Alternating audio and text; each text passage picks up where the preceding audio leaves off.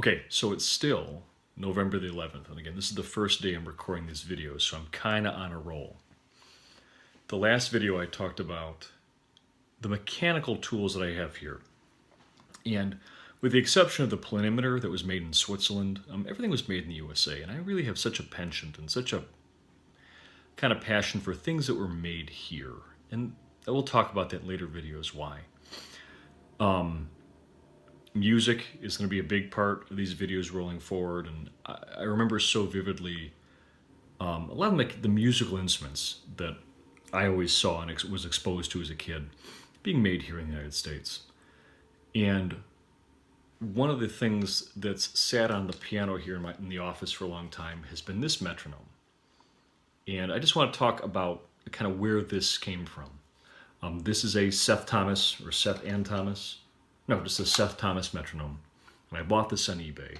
Made in the USA, but the reason why I bought this on eBay was when James was born, or leading up to when James was born. I don't think he was born quite yet.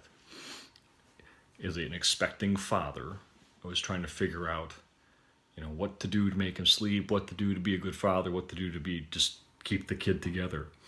And I had read some oddball thing about droning sounds and patterns. And so I bought this metronome, I don't know, maybe a month before James was born, with the hope and the expectation and the expecting that somehow the ticking sound in the background in his room would help him sleep. And at the end of the day, it did nothing. It just actually probably kept him up the couple of times I tried to use it. But again, it's a really, and I remember certainly in junior high and also in high school in band, that every band had this kind of ubiquitous, truncated, pyramid-shaped metronome. But this is, again, just a remarkably well-built, it just has such a neat feel to it. Again, made in the USA. I have absolutely no idea the vintage. The bottom under here is actually plastic, so I'd have to imagine that this is probably the 80s, maybe the 70s or the 80s. There's a serial number stamped here on this edge that looks like 0482, maybe that's 1982, I don't know.